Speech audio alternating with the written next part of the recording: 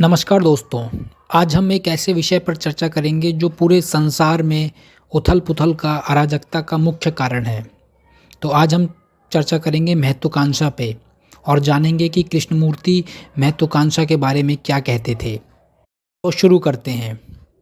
लोगों से हम यह सुनते आए हैं कि यदि महत्वाकांक्षा ना हो तो हम कुछ नहीं कर सकते। हमारे विद्यालयों में, हमारे सामाजिक जीवन में, हमारे आपसी संबंधों में, जीवन में हम जो कुछ भी करते हैं उसमें हमें ऐसा महसूस होता है कि किसी लक्ष्य की प्राप्ति के लिए महत्वाकांक्षा का होना आवश्यक है। फिर वह लक्ष्य चाहे व्यक्तिगत हो या सामूहिक हो, सामाजिक हो अथवा राष्ट्र से संबंधित हो। आप जानते हैं कि इस महत्वाकांक्षा शब्द का क्या अर्थ है। किसी ध्येय को प्राप्त कर लेना, उसके लिए चेष्टा करना, व्यक्तिगत प्रयत्न करना, यह भावना होना कि संघर्ष किए बिना, प्रतिस्पर्धा किए बिना, धक्का-मुक्की किए बिना इस संसार में आपको कुछ प्राप्त नहीं हो सकता। कृपया स्वयं का अवलोकन करें, अपने आसपास के लोगों का अवलोकन करें और आप देखेंगे कि लोगों में कितनी महत्वाकांक्षा होती है। क्लर्क मैनेजर बनना चाहता है, मैनेजर मालिक बनना चाहता है, मंत्री प्रधानमंत्री बनना चाहता है और लेफ्टिनेंट जनरल बनना चाहता है। इस प्रकार प्रत्येक की अपनी कोई महत्वाकांक्षा हुआ करती है। विद्यालय में भी हम इस भावना को प्रोत्साहित करते हैं। हम विद्यार्थियों को इसके लिए प्रेरित करते हैं कि वे प्रतियोगिता करें, किसी भी अन्य से श्रेष्ठ हो सकें। हमारी सारी तथाकथित प्रगति महत्वाकांक्षा पर निर्भर होती है। यदि आप रेखांकन कर रहे हैं तो आपको किसी भी दूसरे की अपेक्षा अधिक सुंदर ढंग से इसे करना चाहिए। यदि आप कोई प्रतिमा या चित्र बनाते हैं तो वह अन्य किसी के द्वारा निर्मित प्रतिमा या चित्र से बेहतर होना चाहिए।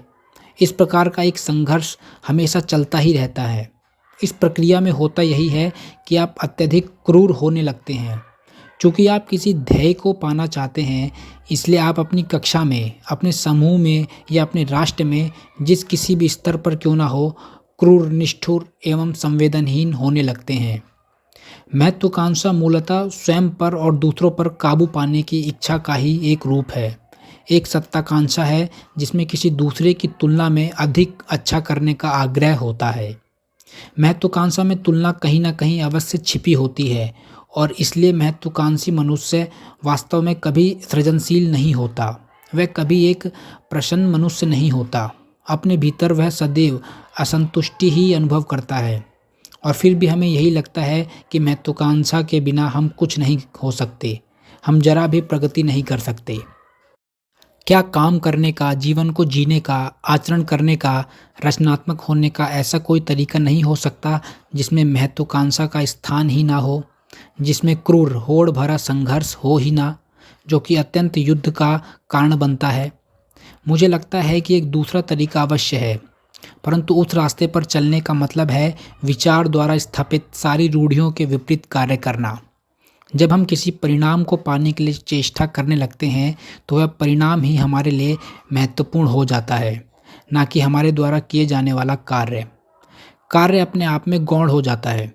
अपने कार्य के परिणाम के रूप में हमें क्या मिलेगा, इसे करने से कौन सा मान सम्मान या प्रतिष्ठा हमें मिलेगी आदि की चिंता किए बिना क्या यह संभव है कि हम जो कर रहे हैं उसे हम समझें और उसमें हमें प्रेम हो।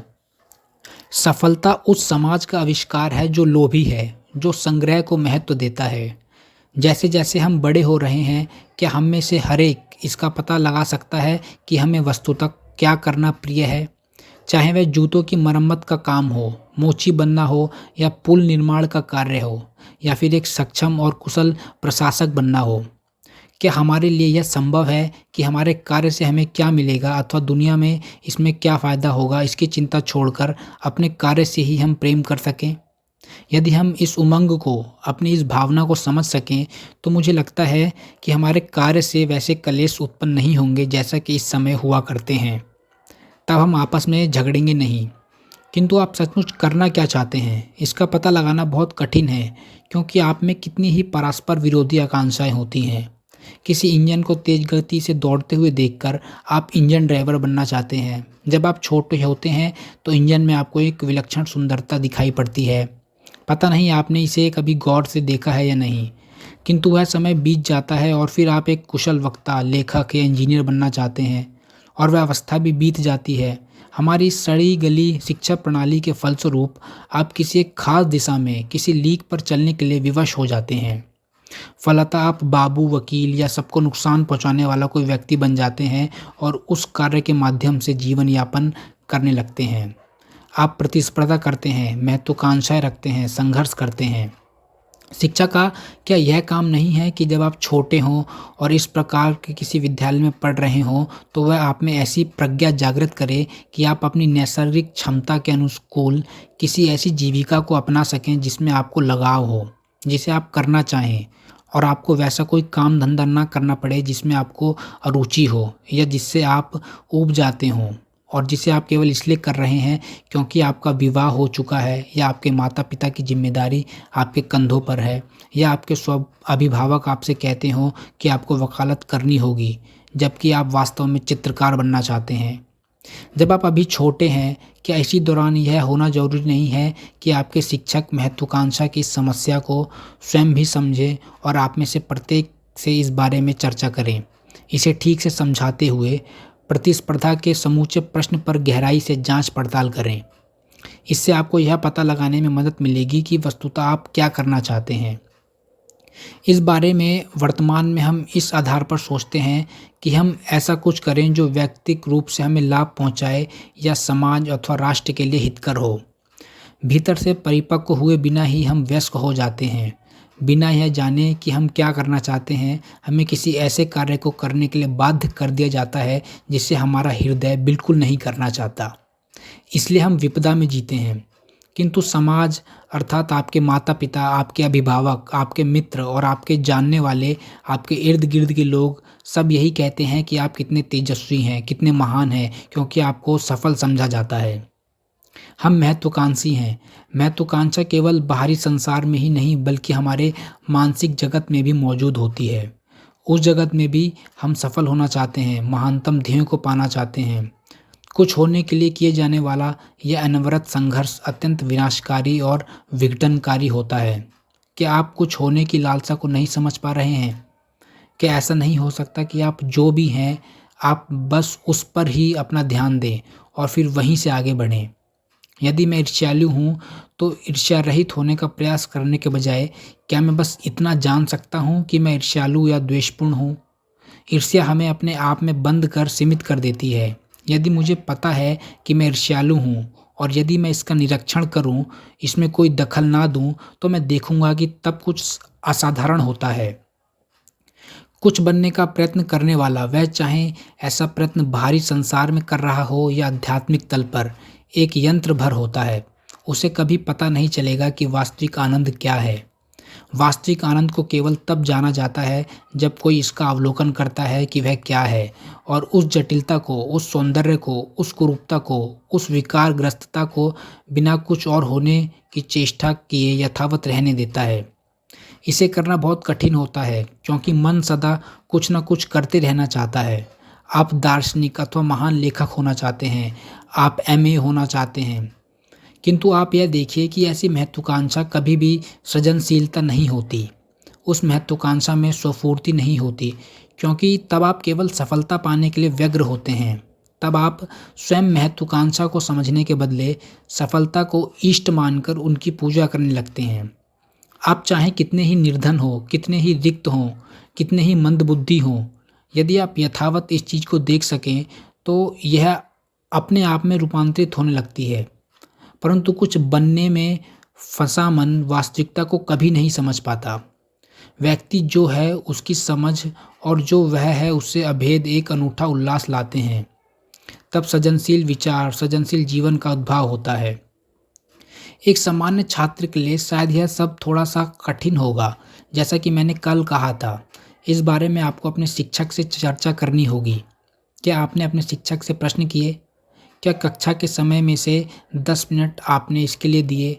इस बारे में आपने क्या किया और आपके शिक्षकों ने क्या किया? आज की सुबह हम एक ऐसे प्रश्न पर चर्चा कर रहे हैं जो कि सामान्य परंपरागत दृष्टि से पूर्णतः भिन्न प्रकार का है। हमारी तमाम धार्मिक किताबें, हमारी समस्त शिक्षा, हमारे सारे सामाजिक, सांस्कृतिक दृष्टिकोण कुछ प्राप्त करने को, कुछ बनने को महत्व देते हैं, परंतु उस तरीके से किसी सुखी संसार का सृजन नहीं हो पाया है। उसने तो भयावह व्यथाओं को ही जन्म दिया है। हिटलर, स्टालिन, रूज़वेल्ट ये सभी उसके ही परिणाम हैं और उसी तरह आपके अतीत एवं वर्तमान के नेतागण भी उसी का नतीजा हैं। महत्वाकांक्षा एक खिन्न व्यक्ति की गतिविधि है, किसी खुशदिल इंसान की नहीं। महत्वाकांक्षा को समझे बिना सृजनशीलता संभव नहीं है।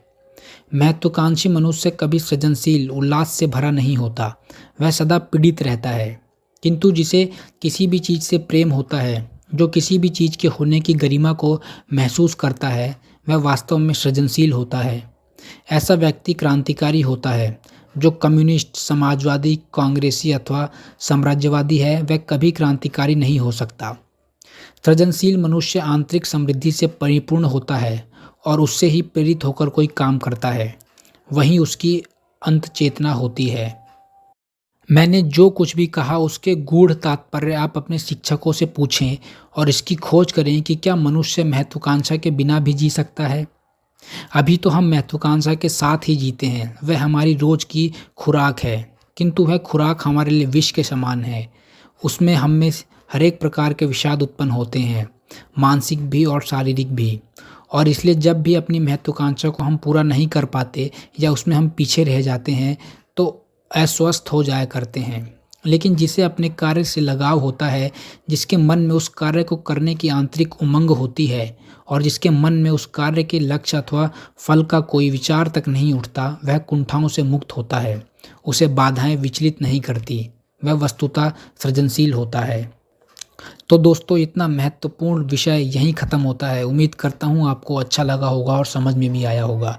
अगर अच्छा लगा तो वीडियो को लाइक करें और चैनल को सब्सक्राइब करें।